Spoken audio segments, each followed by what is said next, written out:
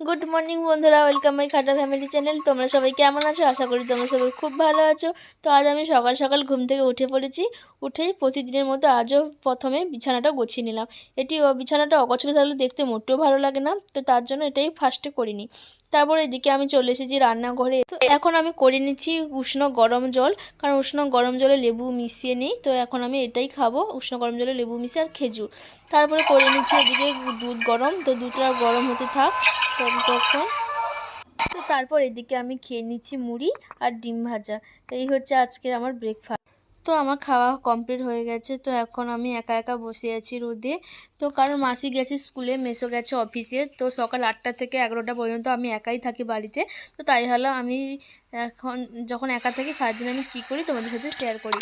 তো মাসি এখন চলেই এসেছে স্কুল থেকে, এসে মাসি এখানে রান্না করতে বসে গেছে। তো মাসি এদিকে উনুনে রান্না করছে আর আমি এদিকে সবজিগুলো কেটে নিচ্ছি, কারণ আজ হবে আমাদের বাড়িতে চিকেন। তার জন্য আজ আমি রান্না করবো, তার জন্য আমি প্রিপারেশন নিচ্ছি। এদিকে আমি মশলাগুলো করে নিচ্ছি। তো তোমাদের আজকে কাদের কাদের বাড়িতে দুপুরে কী কী মেনু হচ্ছে অবশ্যই কমেন্ট করে জানাবেন।